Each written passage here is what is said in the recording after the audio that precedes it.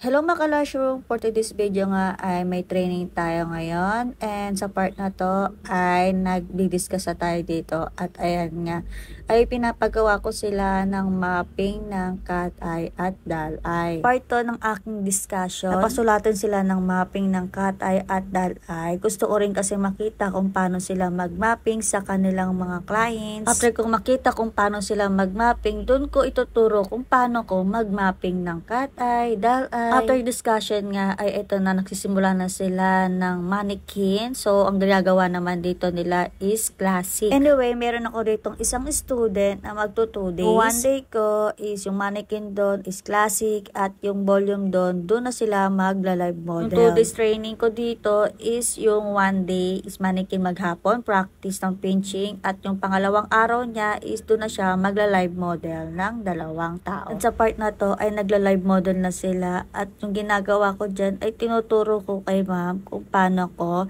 mag-isolate, kung paano ko mag-attach. Then tinuturo ko kung ano yung unang dapat nilang ilalagay, kung saan sila dapat maglagay. Ito naman yung kaganapan sa isang unit ko. So ito yung spa namin. Ginawa ko na rin siyang training center. Then ayan. At ito naman yung pinaka-shop ko talaga ng lash, nails, brows. Ayan. Ito rin yung kaganapan nila. So kapag dito kayo sa akin nag-training, ay hindi pwedeng hindi kayo magla-live model.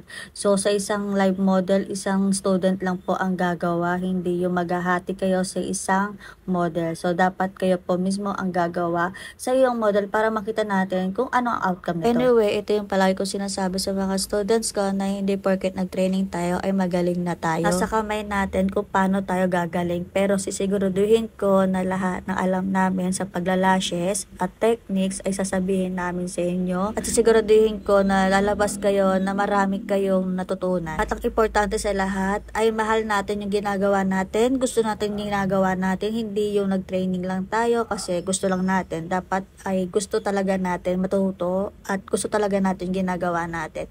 So yun lang. Thank you for watching. Bye! Mwah!